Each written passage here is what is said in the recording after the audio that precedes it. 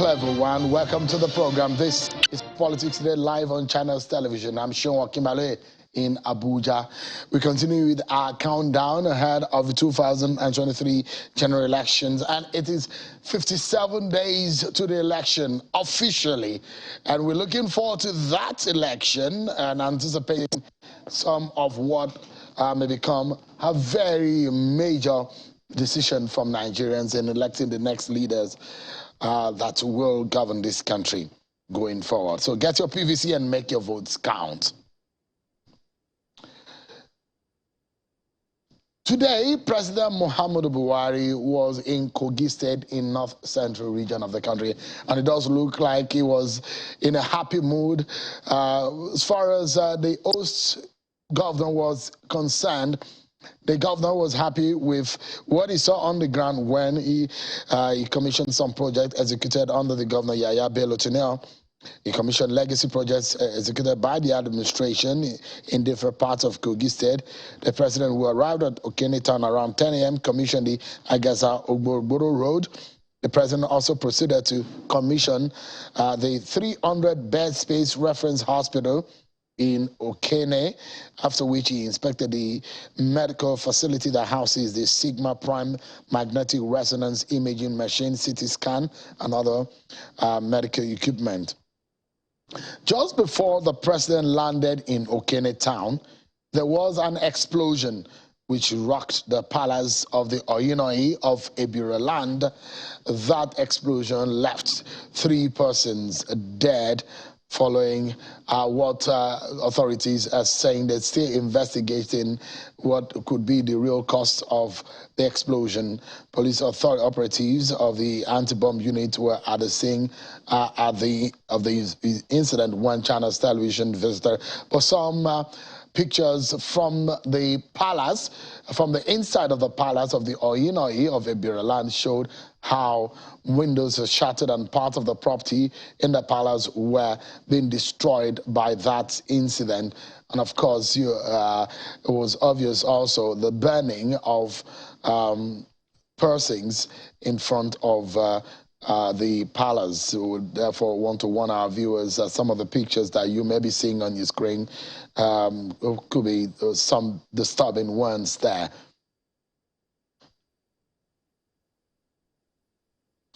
Because of the explosion, as at this time, we do not really know. It's not clear yet, as authorities say they're yet to provide details about the incident.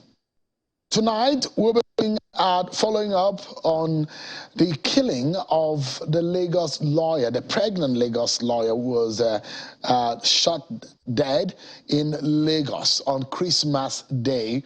And we're not keeping our eyes off it because it's the role of government and civil authorities in safeguarding the lives and properties of citizens. When anything is in breach, we as an organization will keep tabs on it and ensure justice is served. And so tonight, the professional body of Nigerian lawyers, the NBA, will be speaking officially, and the president of the NBA will be speaking to us on this program tonight as we take the conversation forward. So stay with me. But first and foremost, we check out some of your political roundup stories.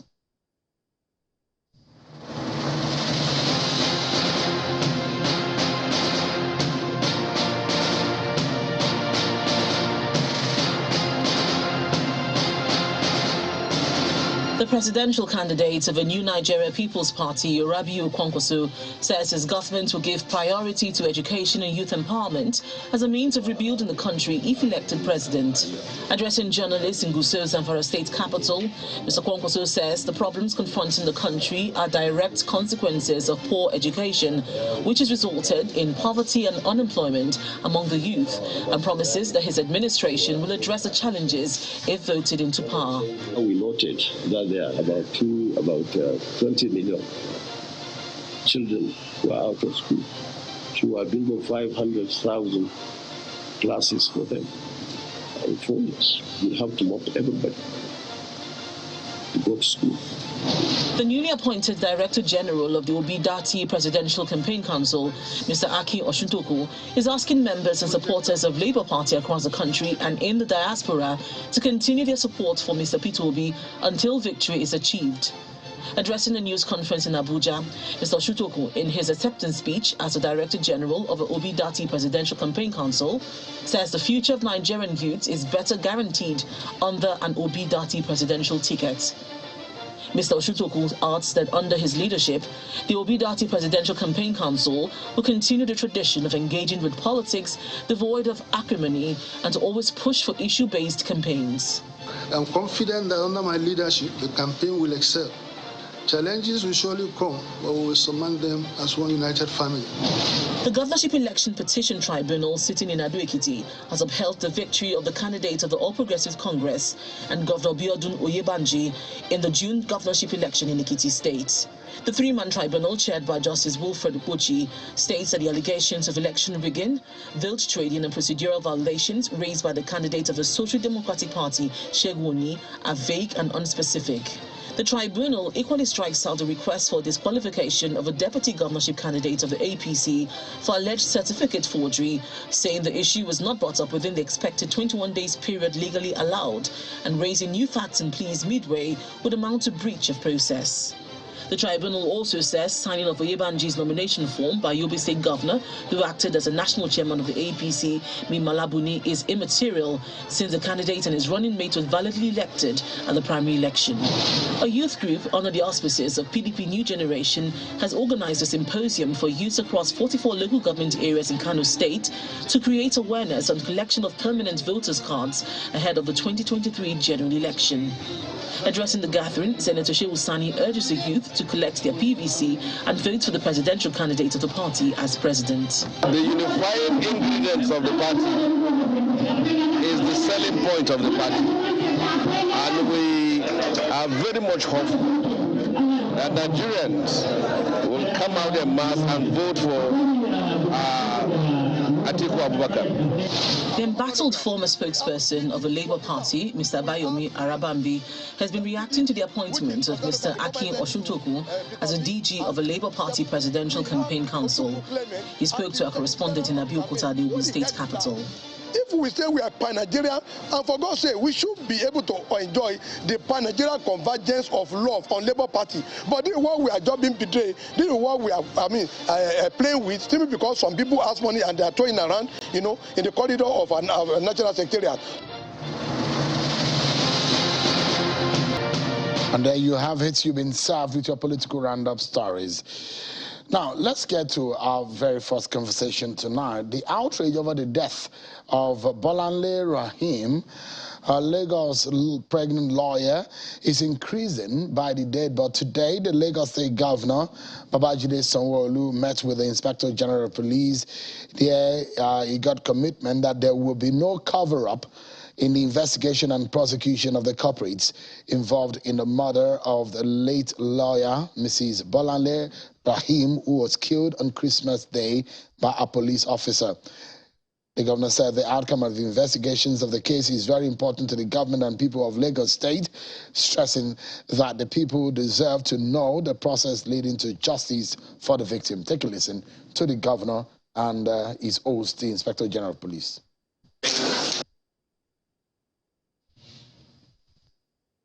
First is of course, to condemn the very unfortunate incident, to express, the grief of the government, the people and government of Lagos State, and to say how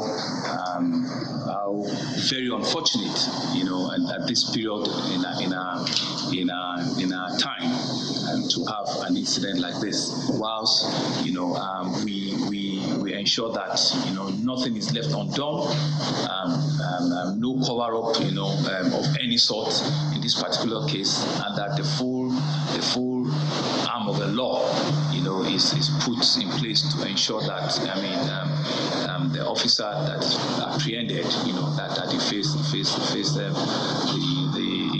day in court. This incident will be investigated, and the Attorney General of Lagos State will be availed with the case diary for him to take over prosecution from the police. I assure you there is not going to be any hanky-panky on the issue. We are also saddened by this incident. You heard both men, the IG, who you saw in uniform, and the governor of Lagos State, who came to meet the IG on that incident.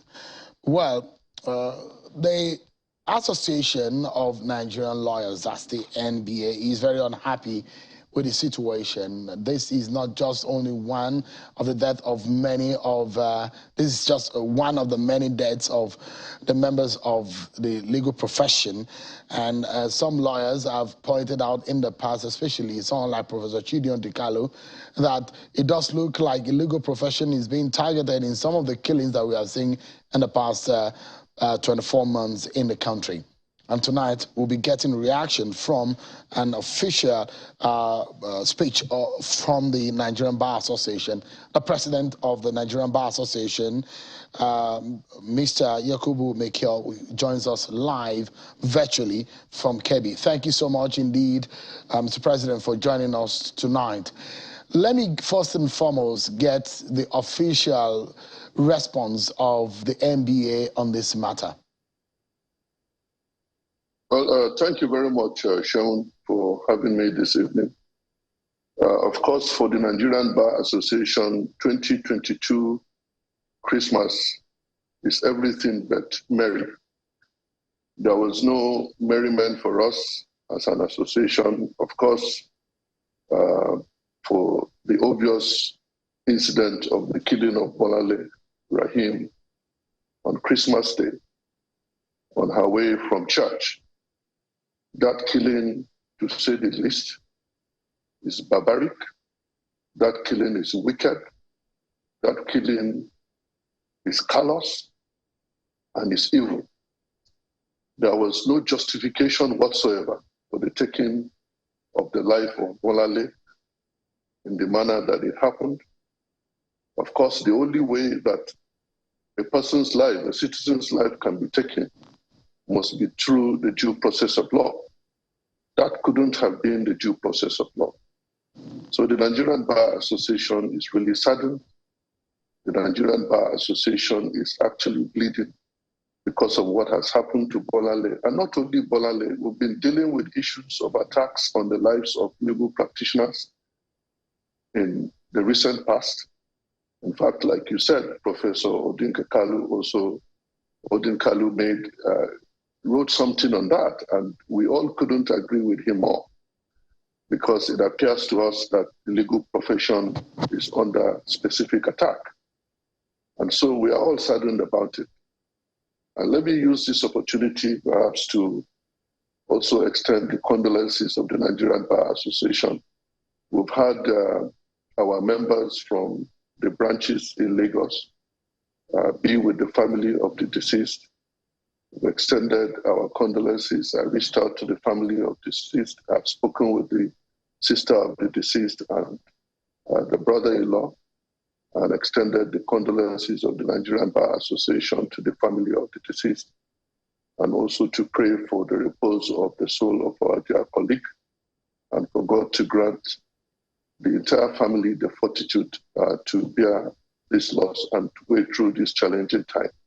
It's quite a traumatic experience for the husband, for the sister, and also for the children that were in the vehicle at the time this incident happened. They would have to grapple with this situation the rest of their lives, watching how their wives, their wife, their sister, and their mother and aunt was wasted by a trigger-happy policeman. It was quite a sad and unfortunate incident, and we must make sure that everything possible is done to deal with this issue decisively, to bring the culprit to justice. And not only this particular issue, what this issue has done for me is to remind us of our responsibility as members of the legal profession. And I have seen the sort of traction and the momentum that this has generated across the country, the involvement of the Attorney General and of course the Governor of Lagos State of this particular matter, the intervention by the President of the Federal Republic, and all other well-meaning Nigerians that have expressed their condemnation over the dastardly act. Okay. We must. It reminds us of our responsibility shown, and we must begin to react in this particular manner, not just for the life of Bolanle, but for the life of every Nigerian that is taken in this particular manner. So I want to call on every Nigerian that we must sustain this tempo. For us as members of the legal profession, we appreciate that it's our responsibility to come through for everyone that has been affected wrongly, and to try to bring remedy and reprieve for such a person. All right. But we shouldn't be selective in what we do, and I hope that this momentum would be sustained for every Nigerian that has come to suffer this sort of injustice. So let's get it clear, because there was a statement from Senior Advocate Ebuade Borua earlier today, stating that the NBA will be seeking 5 billion naira in compensation.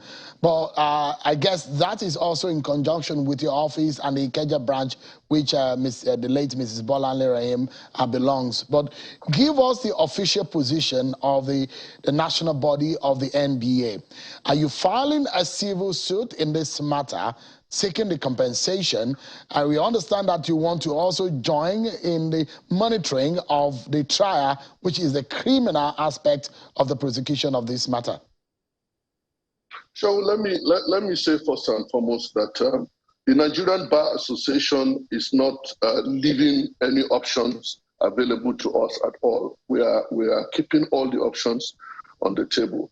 But first and foremost, apart from the local committee that was set up to begin engagement with the Commissioner of Police in Lagos State over this particular issue, I have also asked the first Vice President of the Nigerian Bar Association to be in Lagos. Already she has arrived in Lagos, and together with members of the branches in Lagos, and I'm talking about Lagos, Ikeja, Badagry, Ipe, and Ikorodu. Tomorrow, I was made to understand by this committee that a postmortem of the deceased would be carried out.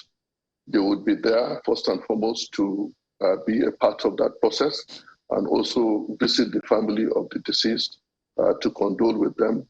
I have also assigned Titilola Akinlawan, Senior Advocate of Nigeria, to head a committee of the Nigerian Bar Association that would interface with the office of the Attorney General of Lagos State with respect to the prosecution of the culprit in this particular case, and also with the police in the course of the investigation. This is to make sure that no stone is left unturned. And the idea of sweeping anything under the carpet will never arise, not under our watch. And the commitment we are given is that we will continue to do this, not only for Bolanle, but for every other Nigerian whose wrong has come to our own attention. We would do that because it's a responsibility that we have to discharge as members of the legal profession. So yes, we are taking steps to follow this matter through to its logical conclusion. We've set up a committee to interface with the Attorney General's Office of Lagos State and also the police with respect to this matter. And all the options available to the family would be exhausted, and as much as possible, as much as the law permits the Nigerian Bar Association to participate in this process, we are going to do so. All right. So, we understand that the Police Service Commission has, given the approval for the suspension of Mr. Vandy, the police officer involved in this matter. But there are those lawyers who are of the opinion that the position of the Nigerian police under the law is wrong, that they could do more. For the Nigerian Bar Association, do you agree with the position of the Nigerian Police Force as an association in the manner in which they have acted? Do you think they could have done more? Are you satisfied with the manner in which the office of the IG had treated this matter?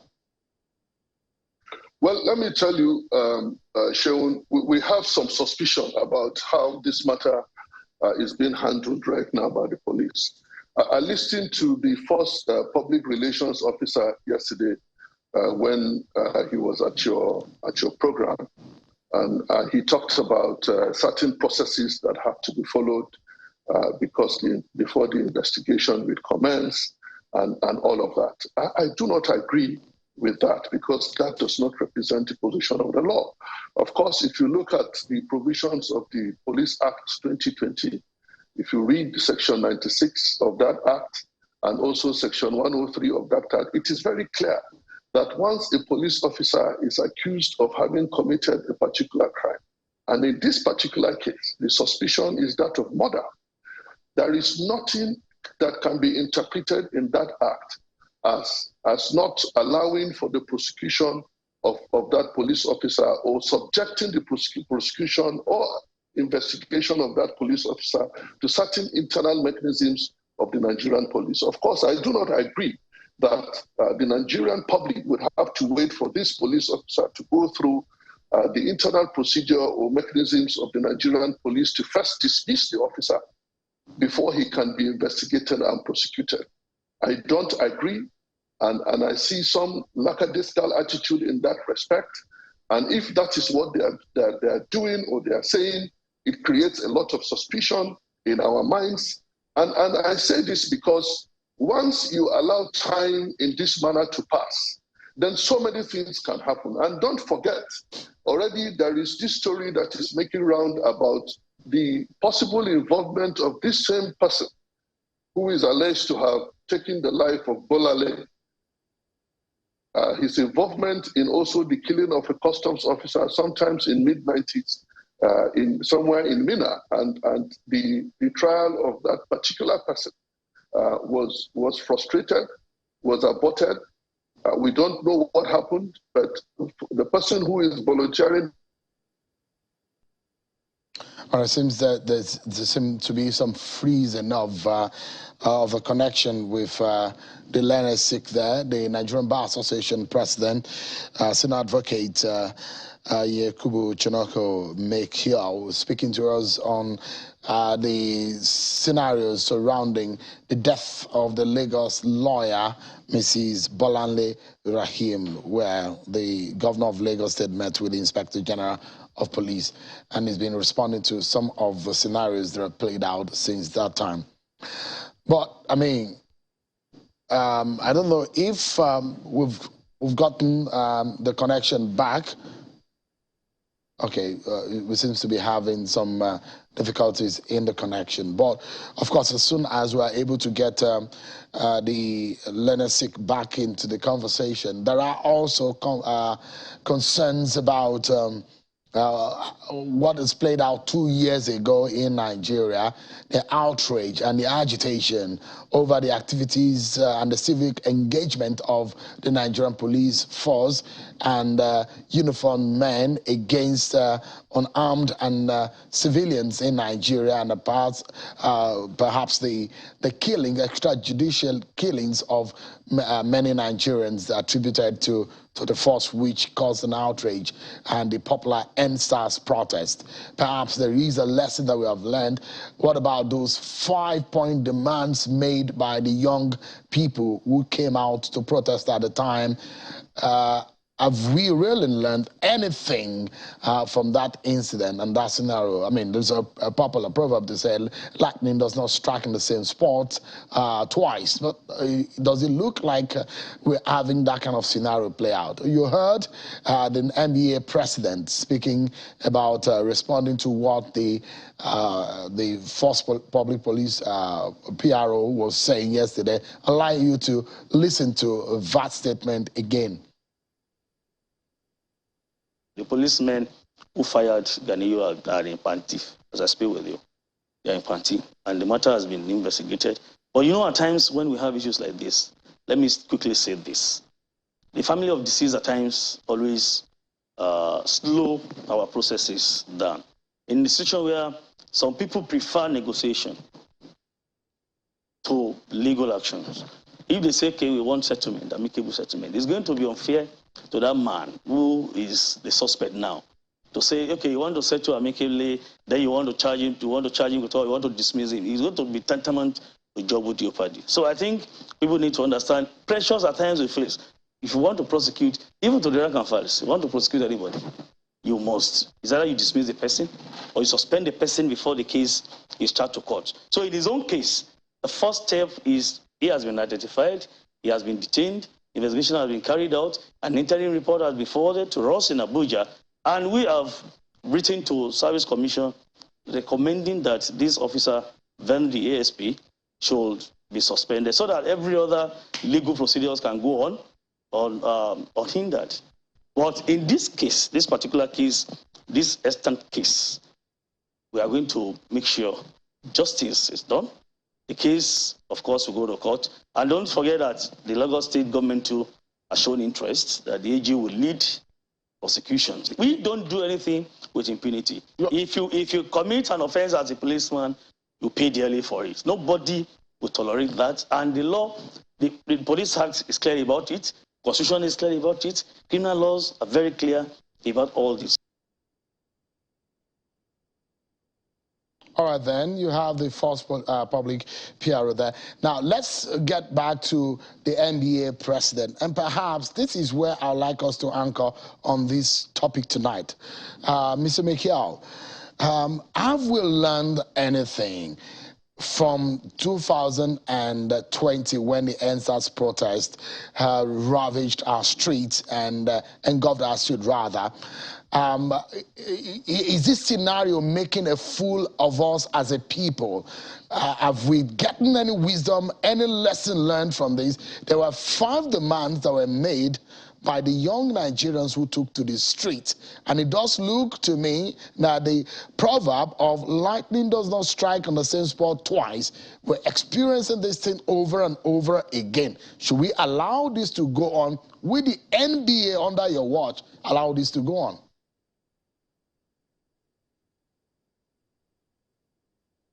Oh dear, we seem to have lost the connection with Mr. Mikiel. We'll try to reconnect, but let's take a breather, everyone. If we are able to get a final statement from the NBA president, we will. But when we also come back, we will look at the politics of the northeast of Nigeria. There are those permutations that Atiku Abubakar, who is from the northeastern region of the country, will play a fast one. The APC, who has a vice presidential candidate from that region, it will be a battleground. We'll be discussing some of these issues, and we'll drill down into the local politics of Gombe State. Stay with us, everyone. We'll be right back.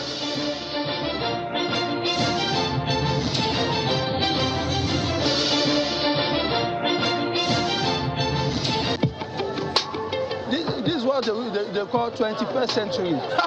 When my customer say I want to use POS, I will just bring out my phone, open the application, use this, press this code. I don't have anyone that using POS anymore. Thank you so much, everyone, for staying with us. We were speaking earlier with Mr. Yakubu Mekiel, the president of the Nigerian Bar Association. We're having some connection issues with him. But just in 30 seconds, if we can wrap up quickly. It's good to see you back on the line. So my question is whether or not that proverb has happened to us as a people, and perhaps this scenario is making a fool of us as a people. Have we learned anything? Any wisdom coming out of this? The 5-point demands by the young people asking that Nigerian authorities should take drastic action so that the innocent lives will not be lost from the hands of trigger-happy police officers. Where do we go from here? Under your watch, Mr. Mekiel, can you make promise to Nigerians that the legal profession will fight this out?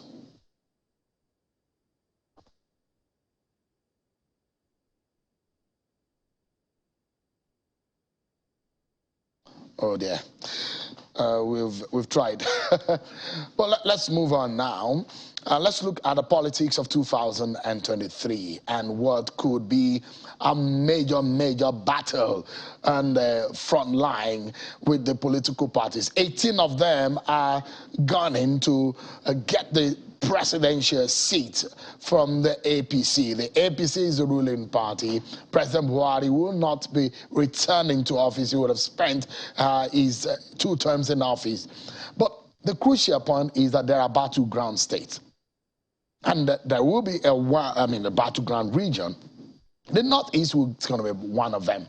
And it's going to be in the sense that one of the major candidates is from the Northeast. And we have a vice presidential candidate of the ruling party, former governor of Borno State, also from that region of the country. And there are a lot of things happening. You talk about the politics of Bauchi, talked about the politics of Katsina. We're seeing a lot of things happening in the Northwest and in the Northeast. Tonight, I'm being joined by Mr. Ahmed Shuaib Gara. He is the Special Advisor on Strategy and Information Management to Governor Unuwa Yaya of Gombe State. Thank you so much, Mr. Ahmed, for joining us tonight. It's good to see you again. Thank you, Sean. Thank you for having me. It's my pleasure. Northeast is going to be a huge battle in that region, isn't it? Yes. And for those who think that your party is going to find a difficult time, do you think so?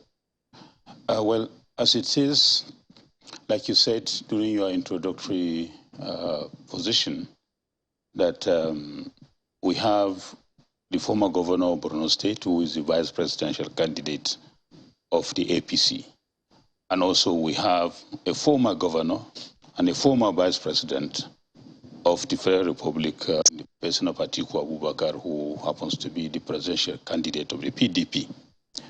It's very clear when you look at the states, Gombe, Borno, and Yobe, these are three strongholds of the APC in that regard. And when you look at the voting population and the dynamics and the historical way these three states vote, and they are going to vote, definitely, I give it to APC. Not only because of the population, but for the quality of the vice presidential candidate, who I'm pretty sure is going to gather the necessary influence and the votes that the APC needs in that zone to make a huge statement. And don't forget, our governor is coordinating the presidential campaign in that zone. And the account of what he has done, on the account of his achievements, it's very easy for him to influence the other governors, especially his own brother, or rather the governor of Borno, Professor Zulum, and also the performance of Maimala of the Yobe State. And of course, yes, Adamawa State, we are not losing hope completely from Adamawa, but definitely something is going to come out from it. So also Bauchi, we have a very strong candidate in Sadiq Abubakar. On account of his performance as the former chief of air staff, his performance or what he has done is very clear. So definitely Bauchi is going to be 50-50. Taraba, yes, of course, they have crisis right now in Taraba State, but that will not affect the performance, rather the outcome of what the APC is going to produce in terms of the votes that are going to come from this zone. So put it, the Northeast zone, like you describe it, is a battle zone, is for APC on the account of this analysis, and also on the account of the performance of our governors, and also the leadership that we have produced from that zone. You've worked with the candidate of the NNPP, Governor Kwankwaso. Yes, I was an advisor. You were very close to the former national chairman of the PDP, Bamanga Tukur. Yes. So in some way you have a PDP gene in you, and you know how pinned the PDP has been. Twice the APC has defeated them. You think that with the bloody nose that the PDP has gotten, they will just let it go based on your analysis and your knowledge of PDP also, and the structure that a lot of people will say they have in the northeast region of the country? Well, when Bamanga Tukur was chairman of the PDP, I was one of his aides. And I can tell you, I have seen where 5 to 3 court cases makes a particular party to be agitated, or leadership of the PDP to be agitated. As at that time, we used to have 37 to 40 court cases at one particular time, and we were able to kind of resolve it. But I can tell you today, PDP, just like it is in Gombe State, also at the national level, is in a self-destruct, so to say. Because if you look at the G5 governors in the PDP who have already shown disdain to their own candidate, because PDP had injured itself technically and politically. And that is why I said I don't think there is, from what I know, I don't think they will be able to resolve that problem before the elections as it is today. You were talking about the chances of the APC in the region. You talked about the governors. For example, your own governor, you know, the opposition has already sent out a very strong warning that the next election is not going to be a usual game. I mean, if there is something that he wants to take to the election, what would that be in terms of achievement? What will he be telling the people of Gombe State? First and foremost, let me tell you, Seun, it's just because it's a convention, you have to campaign. It's a convention, you have to campaign. And people expect to see you. If not, in Gombe State, the PDP or rather the other candidates, the opposition, made our job easier. We don't need to campaign on the account of what His Excellency has achieved or what the account of what he has done. More or less, this is not a campaign, it's just a thank you visit to the electorates, because the achievements has already campaigned for him. What are the achievements? In the last 3.5 years, he has already prepared for his second term. And it's very clear, it's so visible to the blind and audible to the deaf, what he has achieved in Gombe State. First and foremost, if you look at healthcare, I do not think there is any governor in Nigeria today that has renovated, upgraded, and equipped the entire 114 primary healthcare facilities in his own state. His Excellency has done that.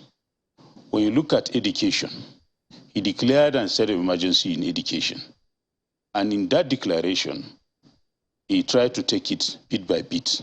First and foremost he has succeeded in developing the infrastructure by building more primary schools, providing classrooms so that to increase enrollment. And at the secondary level, what he tries to do also is to come with a model of the mega schools to make sure that that particular mega schools is a kind of a one-stop education institution in the 3 geopolitical zones, where if you get admitted into these mega schools, you don't lack anything, just like the practice that used to happen before. You don't lack anything from your feeding, your instructional materials, quality teachers, and the rest of it. Then, also in education, he has recruited teachers from all over the states. In tertiary education level, also, he's still trying to clear the mess of the first administration, because they have established a lot of schools that they couldn't even get them accredited, they couldn't provide funding, they couldn't provide the necessary approval for them to start. So he came in and was able to establish more tertiary institutions, got more of them get this accredited, and also secured a very strong partnership with the Lincoln University. If you talk about infrastructure, he has introduced the 1100 program. That means he wants to provide roads, 100 kilometers road in each of the 11 local governments, which is 1,100. And he has already done almost 600 kilometers of that road. And by the grace of God, in the second term, he is going to do that. In terms of providing job for the youth, he has recruited, engaged a lot of youth, and provide them with job opportunities through the GOSTEC project. He has increased the IGR of the state. which he made from 2018 to 2022. So there are so many others. There are a few worries, though, on the ground politically, because there are plans to appoint caretaker committee for the local government, which opposition has frowned against. The PDP is already saying that it's a witch hunt by the governor. And any political, any dissenting political voice in the state has met a very harsh treatment from the government of the day. Is that a kind of atmosphere you think people should go, with into the election? When they were there, what did they do? We cannot leave a vacuum. And because of the spurious elections that are coming, we cannot conduct another local government election. So the only option is to have a caretaker. And that is what is going to do. And that's what we are going to do. And legally, what they are saying that is not an option. There is nothing illegal about it, because you cannot leave this in a vacuum. Besides, the State House of Assembly I get involved to approve the appointment of this. And once it is being approved by the State House of Assembly, who are representatives of the people, where does the illegality... What about the issue of violence and witch hunt? The opposition that is not Inua Haya's way of doing politics. That is not his. He has no history. Are you saying that the opposition, precisely the PDP, is the one even making these allegations that the governor, the PDP in Gombe, they are on a self-destruct. Their problem is internal. If a candidate of a party who is contesting election can insult the entire leadership, the entire hierarchy, the major stakeholders in the state, call them unprintable names, including going after their parents, insulting them is being, that's an audio that has been in circulation. What do you expect? Do you expect such a kind of association to have peace? Do you expect such a party to have peace? They have a candidate who is not qualified, to rule people. He does not have the temperament. Is that the reason for violence? And there was no violence. The violence has been caused by themselves. The violence has been caused by themselves, because they have internal crisis. They have internal problems. The reason that the PDP is saying this is happening, to blame the governor or the only reason this is happening is because the APC is jittery, and they say that you don't even have a chance at the election. Shaun, if you know Gombe, jittery about what? Gombe State Government House or Governorship of Gombe State is not for kindergarten or nursery school. It's not a training school. We need quality people. And the candidate of the PDP has no quality. He has no antecedents. This is somebody who is managing a bank. He came here and accused and called the governor a thief. He came here and called the associates of the governor a thief. The same way he insulted and abused and accused his party members. For goodness sake, here is somebody who got a national license to run a bank. He got a national license to run a bank, not a regional license. 2 years after, he abandoned the license and went to politics, that he wants to go and contest in politics. When he came back, he wants to come back to the bank. They have to send him away. He has to relocate to London. Let him come and tell us when he went to London for 2 years. What did he do there? What was he doing in London? While the same kind of license, the likes of Jim Obia, got at almost the same age when he started Zenith Bank. Look at where Zenith Bank is. So, if he is not also, this is somebody accusing some people of stealing. If he's not going after the treasury of the state, why can somebody leave a national license of a bank and go 2 years after to go after to be governor of a state? I think we will anchor on the Kolmani oil discovery and the commissioning that we saw, which a lot of people think that, that's a very good opportunity for Gombe State, and Bauchi State and some other states that are within that region.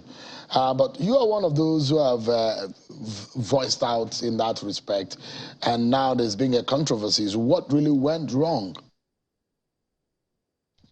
Okay, let me make this very clear. the issue of Kolmani is a very simple matter. There is a boundary between Gombe State and Bauchi State.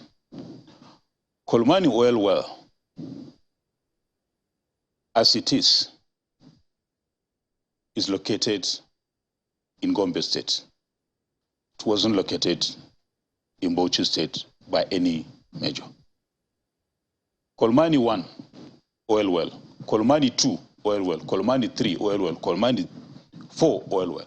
They were all, and Kolmani 5, sorry, Kolmani 5, they were all located in Gombe State. Somewhere, due to interest by certain people that found themselves in the position of authority in NMPC, they distorted the facts and said that the most lucrative well, which is the Kolmani 1, that the Mr. President went to commission, they say it's in Bauchi State. When the location of Kolmani, in fact, that very place is not even Kolmani. Kolmani is just the river. The very farmland or the very location, the village, where the Kolmani oil that was commissioned by Mr. President is called Kaltanga Mamuda. All the 4 oil wells are in Gombe. From that place to Bauchi, the border of Bauchi State is about 2.3 kilometers or thereabout. And that's why we said the National Boundary Commission should come out clean and tell us where that one is. The Thai district, where Kaltanga Mamuda village is, or location is in Pindiga Emirate, is in Ako local government, it's also in Gombe State.